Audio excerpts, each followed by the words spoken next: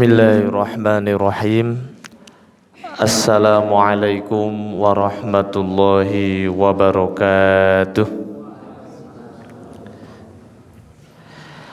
Alhamdulillah. Alhamdulillahilladzi hadana lihadza wa ma kunna linahtadiya laula an hadanallah.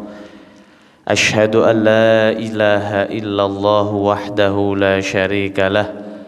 Wa asyhadu anna Muhammadan abduhu wa rasuluh la nabiyya wa la rasula ba'dah. Allahumma salli wa sallim wa barik wa an'im ala habibina wa syafi'ina Muhammadin sallallahu alaihi wasallam wa ala alihi wa ashabihi wa man tabi'a sunnatahu ila yaumiddin, amma ba'd. Rekan-rekan, Bapak Ibu, hadirin wal hadirat kajian malam Senin Masjid Fatimah Az-Zahra yang insyaallah senantiasa dirahmati dan diridhoi Allah Subhanahu wa taala. Pertama dan yang paling utama, marilah kita senantiasa memuji dan bersyukur kehadirat Allah Subhanahu wa taala atas karunia nikmat hidayah, taufik serta inayahnya yang tak terhingga, sehingga kita masih diberi kesempatan untuk terus meningkatkan bekal setelah kematian, yaitu iman dan takwa kita tanpa suatu halangan apapun. Selanjutnya sholawat beriring salam semoga senantiasa tercurah limpahkan kepada uswah hasanah kita, suri tauladan kita, Nabi Agung Nabi Muhammad sallallahu alaihi wasallam, yang syafaatnya senantiasa kita nantikan di yaumil qiyamah kelak, teriring doa semoga kita dan keluarga termasuk di dalamnya. Allahumma amin. Hadirin wal hadirat rahimakumullah, tema kita pada malam hari yang penuh berkah ini adalah agar dunia tidak memenjara. Karena dalam hadis yang diriwayatkan oleh Imam Muslim, di mana Nabi sallallahu alaihi wasallam bersabda, "Ad-dunya sijnul mu'min wa jannatul kafir." Yang artinya dunia ini seperti seperti penjaranya bagi orang mukmin, namun seperti surga bagi orang yang kafir.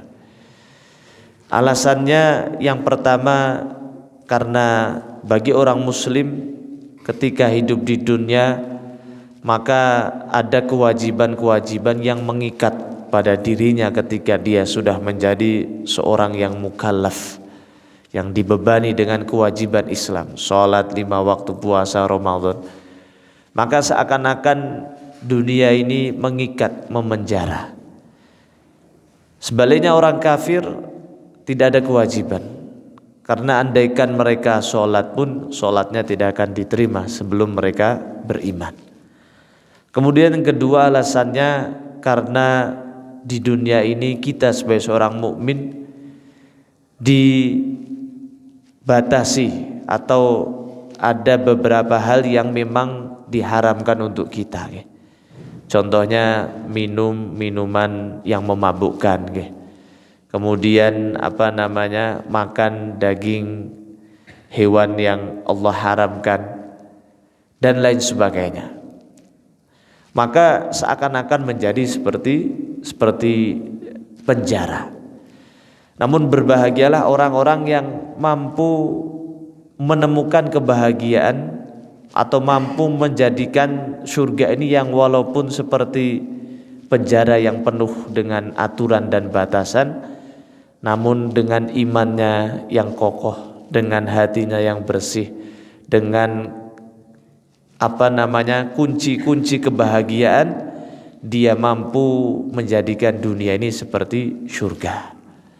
Dan surganya orang yang beriman terletak pada kenikmatannya dalam setiap ibadah atau ketaatan atau ketakwaannya.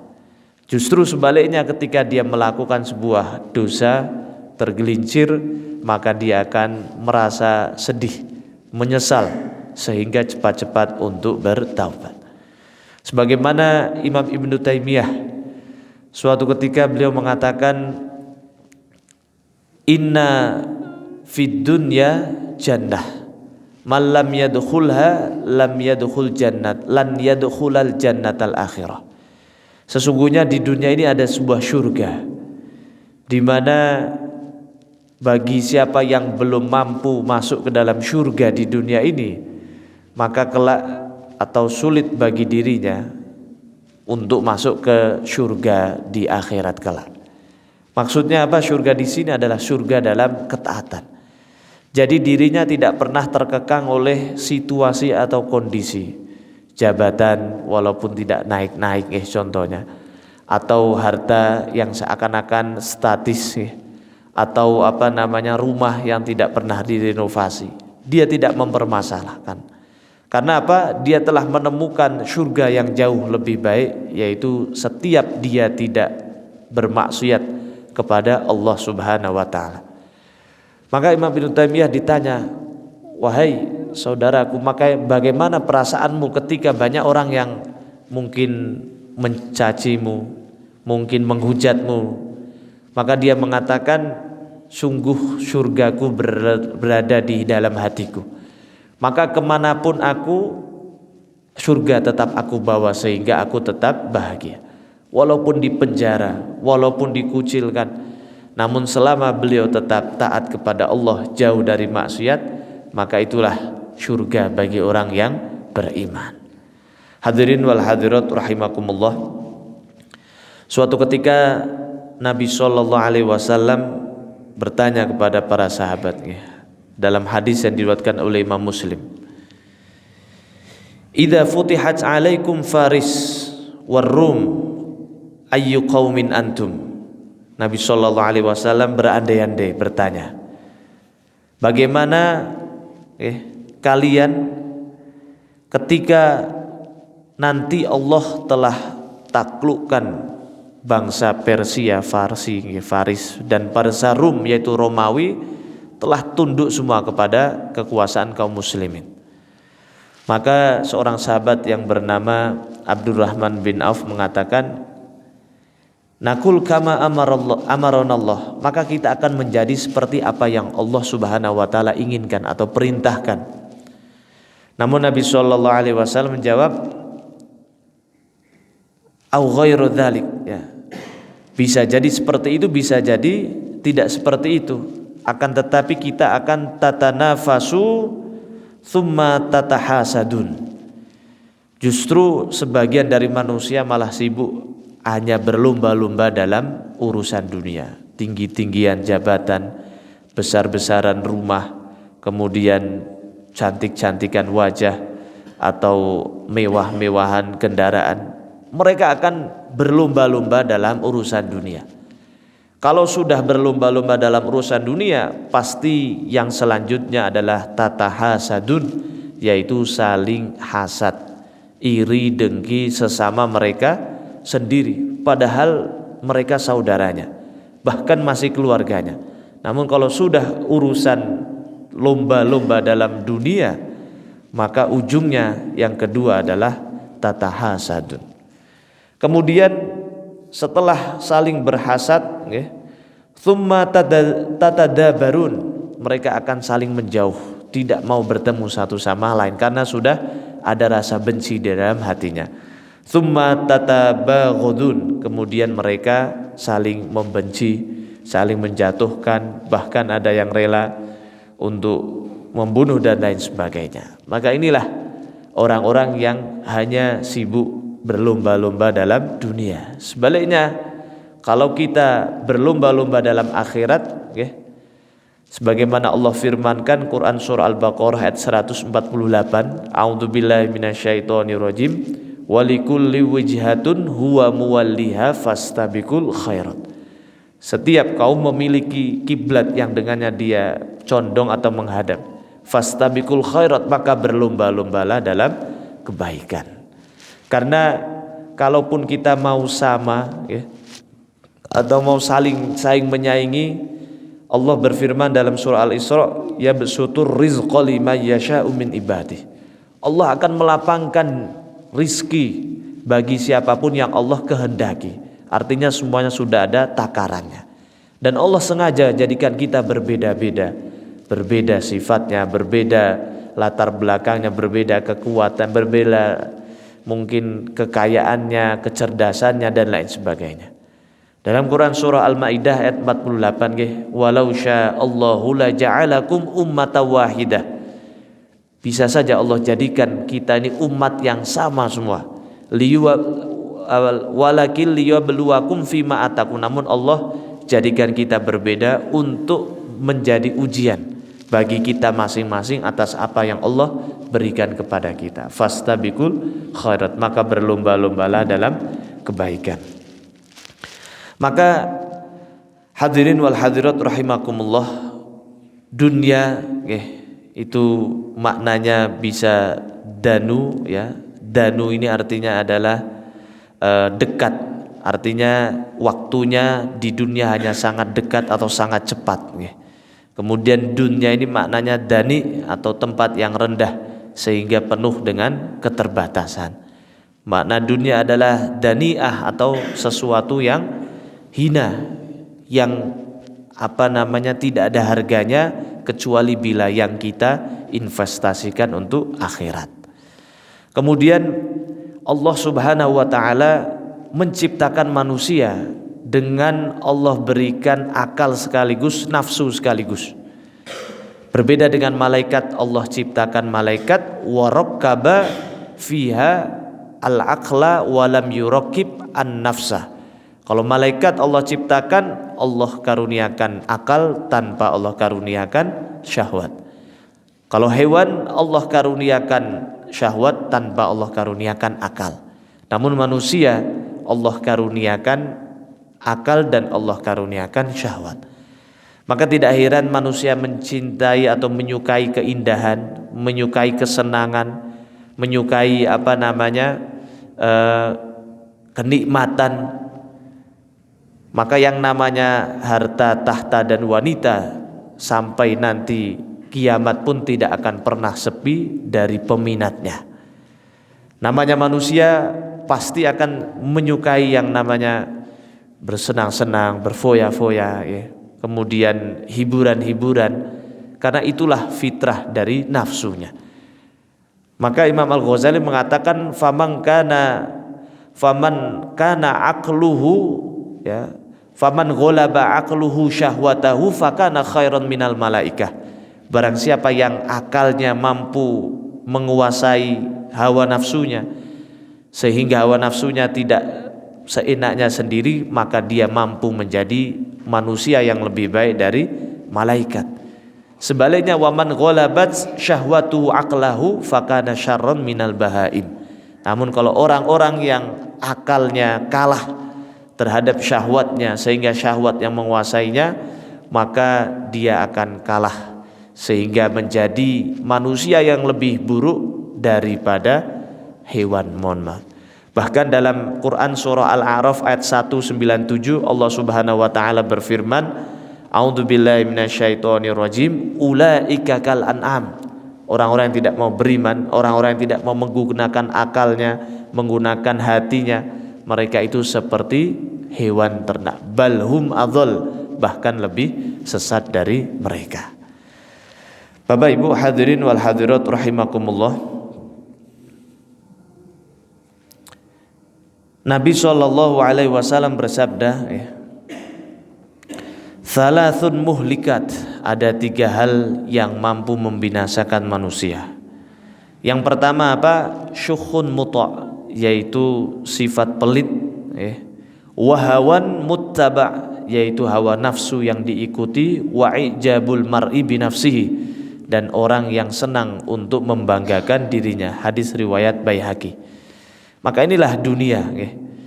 Seringkali kita ini membanggakan diri dengan apa yang Allah karuniakan kepada kita.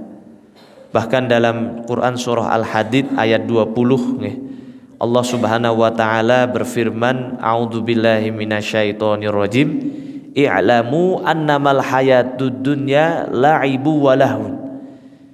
Mohon maaf, innamal hayatud dunya la'ibu wa lahun. Ketahuilah sesungguhnya kehidupan dunia ini itu yang pertama hanya permainan.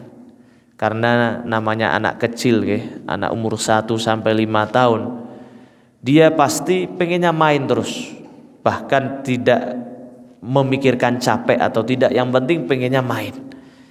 Kemudian kedua, walahwun, kalau sudah besar sedikit pengennya sesuatu yang melalaikan atau sesuatu yang menyanyiakan. Contohnya nongkrong, kemudian main game, kemudian pokoknya melakukan hal-hal yang sia-sia. Itu ketika sudah tumbuh sedikit. Ketika sudah tambah dewasa lagi, mereka menyukai apa? Wazinatun, menyukai menghias diri mereka, mulai berdandan, mulai makai mungkin pakaian yang bagus, kemudian sepatu yang bagus, tidak salah. Namun kalau semuanya itu hanya untuk membanggakan diri sendiri, maka inilah yang akan membinasakan. Kalau sudah tambah besar lagi, wa tafakhurum bainakum, sudah mulai nanti bangga-banggaan, sudah mulai kerja, sudah tidak terlalu suka nongkrong karena sudah sibuk kerja, sudah tidak ada waktu untuk dandan. Yang kedua adalah, yang selanjutnya, yang keempat adalah wa tafakhurum bainakum, saling berbangga-banggaan. Sudah berapa banyak mungkin gajinya per bulan, sudah berapa banyak motornya atau mobilnya dan lain sebagainya. Setelah itu wa takatsurun fil amwali wal aulad. Kalau sudah nikah nanti baru mulai saling berbanyak-banyakan harta dan anak. Kemudian Allah mengibaratkan kehidupan manusia tadi itu kamatsali ghaithin a'jabal kuffar nabatuhu, seperti sebuah hujan yang menumbuhkan tanaman-tanaman yang indah, kemudian menakjubkan atau menjadikan penanam atau petani-petaninya itu menjadi senang atau menjadi takjub dengan tanaman yang tumbuh tadi. Tsumma kamatsali ghaithin a'jabal kuffar nabatuhu tsumma yahiju musfarron tsumma yakunu khutama. Namun kemudian tanaman tadi berubah menjadi kuning, setelah kuning kemudian mati. Wa mal hayatud dunya illa mata'ul ghurur. Kehidupan dunia ini tidak lain hanyalah mata, yaitu kesenangan, wal ghurur, al ghurur yaitu yang melalaikan. Mata di sini artinya dalam bahasa Arab adalah kullu ma yuntafa'u bih wa yantahi. Sesuatu yang bila dimanfaatkan kemudian setelah dimanfaatkan akan habis, inilah namanya mata. Namun kalau akhirat namanya darul qarar, tempat yang selamanya, kemudian tempat yang kenikmatan yang hakiki. Namun kalau masih mata, maka sesuatu yang bila dimanfaatkan kemudian habis. Makanan semahal apapun bila kita makan habis, kemudian tinggallah kotoran. Pakaian kita beli semahal apapun, setelah kita pakai berkali-kali nanti akan menjadi kusam, menjadi rusak dan seterusnya. Kemudian motor kita, mobil kita, rumah kita juga sama. Maka agar tidak menjadi mata, jadikanlah semua ini bernilai ibadah. Kita pakai pakaian, kita niatkan untuk menutup aurat kita, menjalankan perintah Allah dan sunnah Rasulnya. Kita kita pakai baju untuk menampakkan rasa syukur atas nikmat Allah yang berikan kepada kita dan seterusnya. Kita gunakan untuk sholat, motor, mobil kita gunakan untuk ke pengajian, ke sholat, silaturahmi. Maka inilah yang aslinya mata kemudian menjadi nikmat yang hakiki. Kita lihat bagaimana sejarah tentang manusia atau pembunuhan pertama yang dilakukan oleh Qabil terhadap saudaranya Habil. Mengapa? Karena karena Qabil tidak terima bila Ikrimah yang menurut dia lebih cantik dijodohkan dengan Habil. Maka saling berebut wanita ini sudah aja sejak anaknya Nabi Adam alaihissalam. sehingga tidak pandang bulu dia saudara ataupun tidak, maka itulah yang realitanya kalau sudah berebut mata tadi sehingga menghalalkan segala cara. Kemudian juga Fir'aun bagaimana demi mempertahankan tahtanya, ketika mimpinya itu ditafsirkan akan lahir dari golongan Bani Israel seorang anak laki-laki yang akan melengserkannya, dia dengan teganya, sadisnya membunuh setiap anak laki-laki yang lahir. Namun Allah Maha Kuasa, justru anak yang melengserkannya tumbuh besar di bawah pengasuhan dari keluarganya sendiri, di kerajaannya sendiri. Bagaimana Qarun juga sama, dengan hartanya dia sombong, congkak dan lain sebagainya.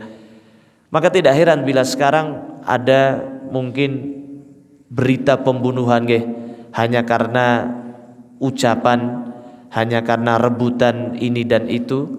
Maka inilah namanya dunia.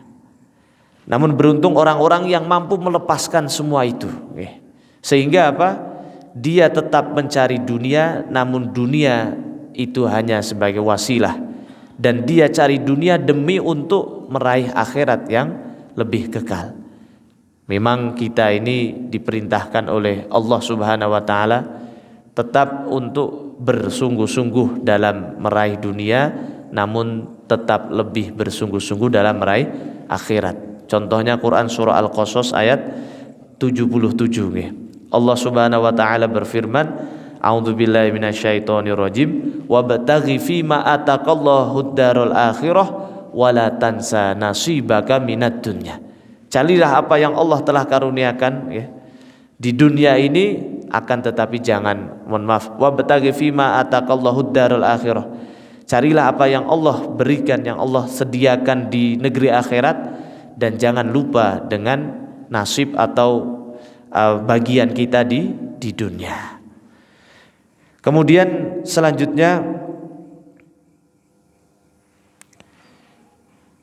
agar kita ini melepaskan atau agar kita tidak dipenjara oleh dunia, maka dalam hadis Nabi SAW bersabda, izhad fid dunya yuhibbukallah wazhad fima indan nas yuhibbukan nas. Zuhudlah terhadap dunia ini, maka Allah akan mencintaimu, dan zuhudlah tentang apa yang dimiliki oleh orang lain, maka orang-orang akan mencintai kita. Maka makna zuhud ini itu bukan berarti kita harus sedikit harta. Karena contohnya Abdurrahman bin Auf, seorang miliarder, namun beliau termasuk jadi orang yang 10 orang yang dijamin masuk surga.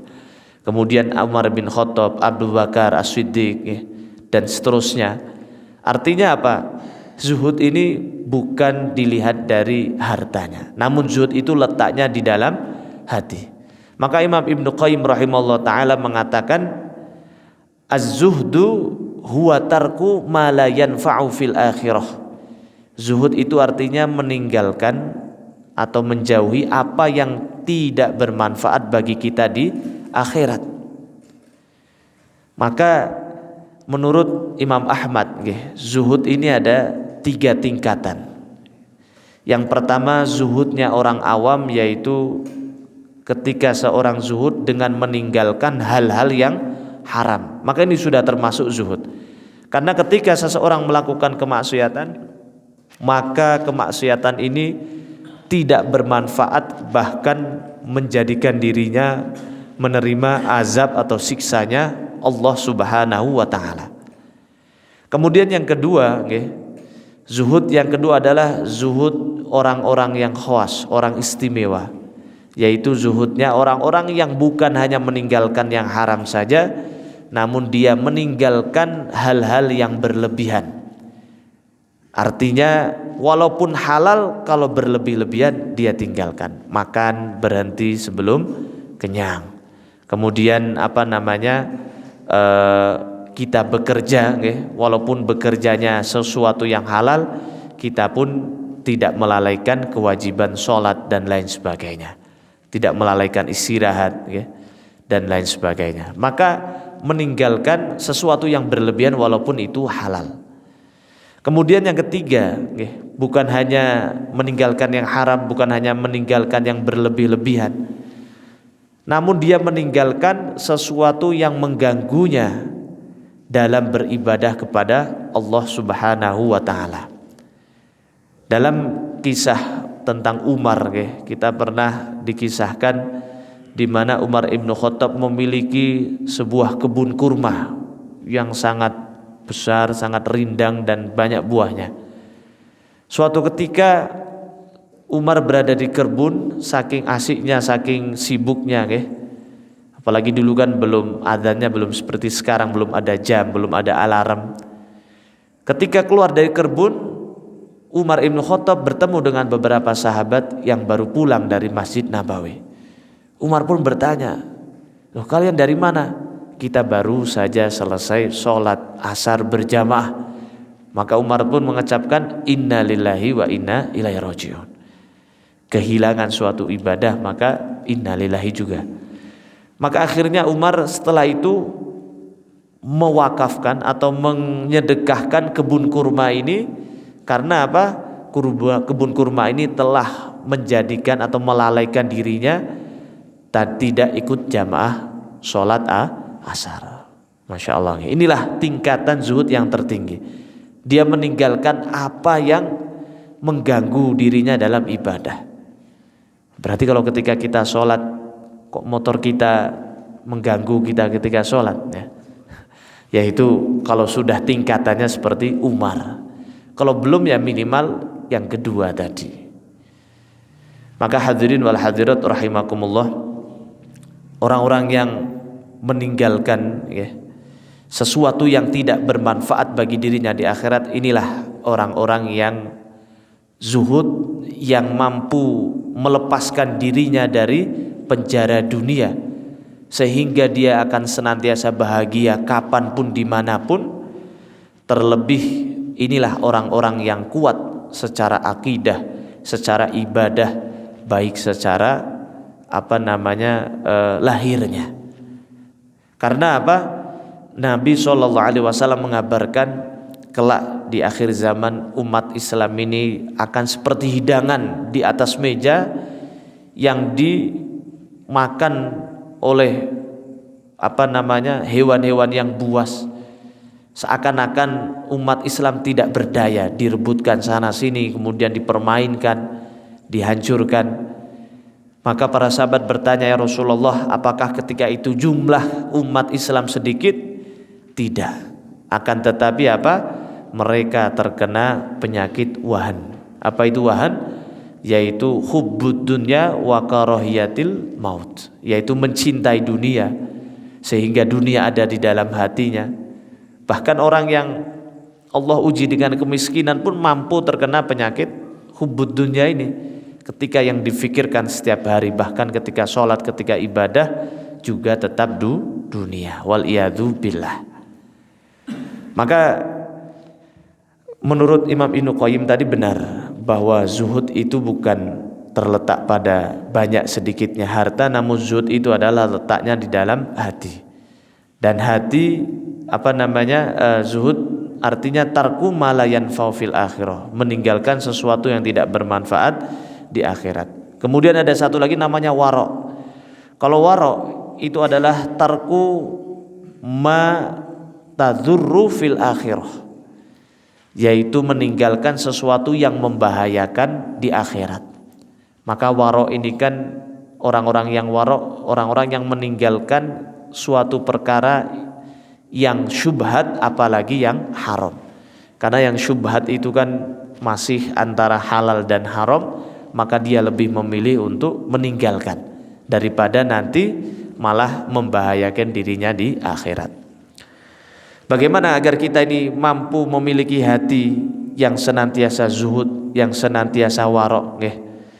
Maka menurut Imam Hasan Al-Basri, beliau memberikan rahasia atau tips agar kita ini menjadi orang yang mampu zuhud sehingga tidak dipenjara oleh dunia.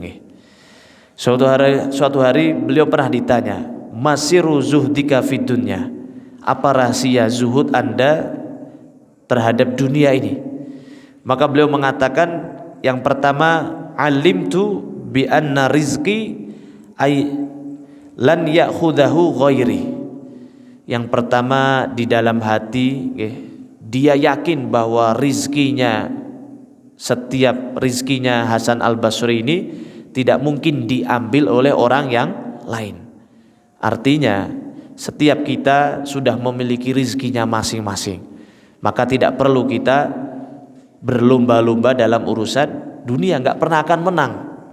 Kalaupun menang, maka akan saling hasad satu sama lain. Setelah hasad akan saling menjauh. Setelah menjauh akan saling benci membenci. Maka Hasan al-Basri memberikan tips kepada kita, yakinlah bahwa rizki kita tidak akan pernah tertukar atau terambil oleh orang yang lain. Maka nggak perlu dibanding-bandingkan, nggak perlu sibuk berlomba-lomba dalam dunia, sibuklah berlomba-lomba dalam urusan akhirat. Kemudian yang kedua,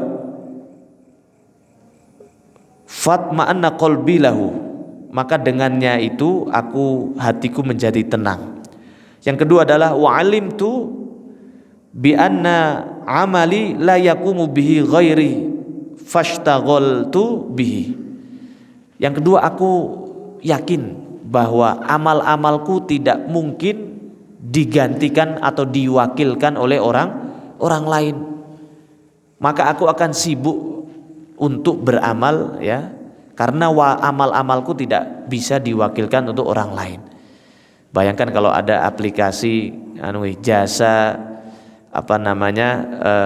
jasa badal sholat, ya. Jadi kalau kita nggak mau lagi malas sholat, tinggal aplikasi itu nanti orang lain yang sholatkan, ya.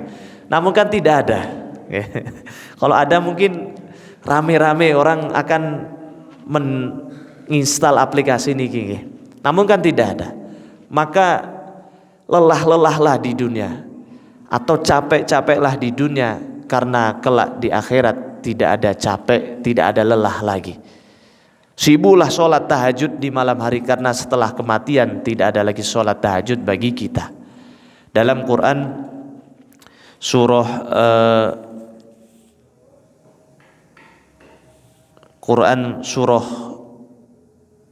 Yasin, ya, ayat yang ke-55 sampai 58, Allah Subhanahu wa taala berfirman, a'udzubillahi minasyaitonirrajim, inna ashabal jannatil yauma fi syughulin fakihun. Sesungguhnya para penghuni surga ketika itu mereka sibuk dengan kesenangan-kesenangan yang Allah janjikan kepada mereka. Hum wa azwajum fi dhilalin 'alal araiki muttaqiun. Mereka berada di teduh-teduhnya taman-taman surga, di atas dipan-dipan yang indah, ya. Fi dhilal araiki muttaqiun.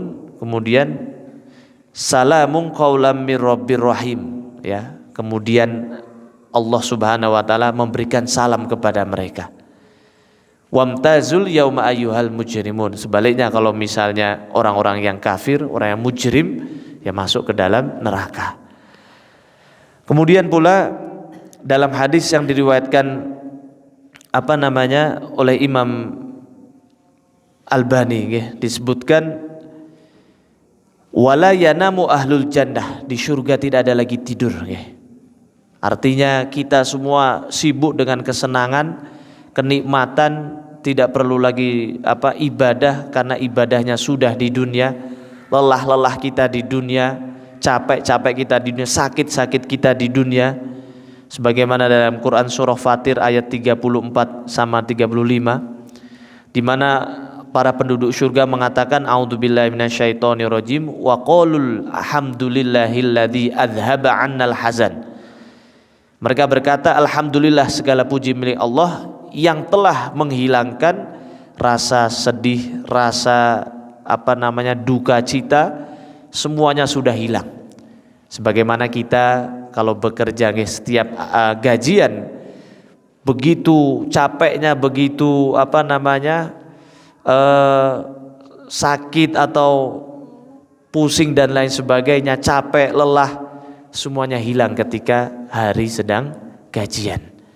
Maka itulah ibarat nanti seseorang ketika di akhirat kelak nggih, mereka akan lupa kalau dulu pernah bercapek-capek, berlelah-lelah di dunia. Karena apa? Balasan yang Allah berikan jauh berlipat ganda dibanding apa yang telah mereka korbankan dulu di dunia. Maka sangat merugi kalau dunia ini melalaikan dirinya sehingga lebih banyak istirahatnya atau lebih banyak foya-foyanya. Tidak apa-apa kita capek-capek saat ini, lelah-lelah, karena itulah dunia. Kalaupun kita nggak mau capek-capek, ya sudah, berarti kita jangan di dunia namun di akhirat, atau berarti sudah siap meninggal Maka orang-orang yang soleh, orang-orang yang mampu melepaskan dari penjara dunia, kapanpun dia keluar dari dunia ini, mereka akan keluar dalam keadaan bahagia. Karena apa? Karena balasan yang Allah telah janjikan datang kepadanya jauh lebih berlipat ganda dari apa yang mereka bayangkan. Maka ada orang yang meninggal dalam keadaan senyum, dalam keadaan bahagia, tenang karena itulah yang Allah janjikan telah datang pada dirinya. Kemudian dalam Quran surah Al-Hijr ayat 48 Allah Subhanahu wa taala berfirman, A'udzubillahi minasyaitonirrajim, la yamassuhum fiha nasabun wa ma hum minha bimukhrajin. Di dalam surga mereka tidak merasakan capek atau lelah atau penat dan tidak dikeluarkan dari dunia, artinya selama-lamanya. Baik, kembali lagi ke cara agar kita bisa zuhud yang dijelaskan oleh Imam Hasan Al-Basri. Yang pertama, yakin bahwa rezeki kita tidak mungkin tertukar atau terambil oleh orang lain. Maka Hasan Al-Basri akan tenang hatinya dalam mencarinya, artinya tidak menghalalkan segala cara. Kemudian kedua, bahwa yakin setiap amalku tidak mungkin diwakilkan oleh orang lain, sehingga aku sendirilah yang harus sibuk menjalankannya. Dan yang ketiga adalah wa'alimtu annallaha mutli'un ala alayya fastahbabtu an uqabiluhu ala ma'siyatin. Yang fastahyaitu an uqabilahu ala ma'siyatin. Aku yakin bahwa Allah selalu melihat kita, selalu mengawasi kita, maka aku malu bila ketika Allah melihat, ketika Allah mengawasi kita sedangkan kita dalam melakukan kemaksiatan, sehingga jauh dari kemaksiatan. Dan yang terakhir, wa alimtu annal maut yantadhiruni fa'atu azzada liqa Allah. Dan aku yakin, aku tahu bahwa kematian selalu menantiku atau sudah menungguku maka aku siapkan bekal untuk kematian atau untuk bertemu dengan Allah Subhanahu wa taala. Sehingga muncullah sikap zuhud, sikap wara', yaitu meninggalkan apa yang tidak bermanfaat bagi kita di akhirat atau meninggalkan apa yang membahayakan kita di akhirat. Bukan berarti kita meninggalkan dunia, justru apa yang Allah telah karuniakan kepada kita, kita gunakan, kita tasarrufkan, kita manfaatkan untuk menanam bekal yang banyak untuk di akhirat kelak. Sebagaimana Nabi SAW bersabda, kun ghoriban au abiro sabilin, jadilah seperti orang asing atau seperti seorang musafir, sehingga namanya orang yang sedang bermusafir tidak mungkin dia sibuk membangun rumah di tempat safarnya tersebut. Tentu dia akan kembali dan dia akan cepat-cepat kembali ketika semuanya telah selesai urusannya. Maka kita pun sama, tidak salah sebetulnya kita membangun istana kita di dunia, namun yang salah bila kita sibuk membangun tersebut namun lupa untuk membangun istana kita di akhirat kelak. Justru semakin kita lepaskan dunia, dunia akan semakin mengejar kita. Nabi SAW bersabda, man kanat akhiratu hammahu fajama'a amrohu faja'alat ghinahu fi qalbihi wa atatid dunya wa hiya raghibah. Barang siapa yang menjadikan akhirat itu sebagai tujuannya, sebagai cita-citanya, maka Allah akan urusi semua urusannya. Allah akan jadikan kekayaan di dalam hatinya, dan dunia akan mendatanginya dan dia dalam keadaan raghimah atau tidak mengejar-ngejarnya. Justru dunia itu datang dalam mengejar dirinya, orang yang hidupnya sibuk untuk mengejar akhirat. Sebaliknya, wa man kanatid dunya hammahu farraqatil amrohu, barang siapa yang menjadikan dunia sebagai tujuannya, maka urusannya akan tercerai-berai. Justru malah banyak masalah. Kemudian wa ja'ala faqrahu fi 'ainihi, Allah jadikan kefakiran itu di depan matanya, sehingga sebanyak apapun kenikmatan dia tidak akan pernah merasa puas, kurang terus, bahkan tidak mampu bahagia dengan nikmat yang Allah berikan. Kemudian justru dia sibuk mengejar dunia tidak datang kepada dirinya. Maka itu yang bisa kami sampaikan. Mari kita jadikan dunia sebagai batu loncatan untuk kemuliaan kita di akhirat, sehingga kita lepas dari penjara dunia dengan sifat zuhud dan warok tadi. Zuhud artinya meninggalkan apa yang tidak bermanfaat, warok artinya ada meninggalkan sesuatu yang membahayakan kita di akhirat kelak. Kurang lebihnya mohon maaf. Wabillahi taufik wal hidayah war ridha wal inayah. Wassalamualaikum warahmatullahi wabarakatuh. Kita tutup dengan doa kifaratul majlis. Bismillahirrahmanirrahim. Subhanakallahumma wa bihamdika asyhadu an la ilaha illa anta astaghfiruka wa atubu ilaik.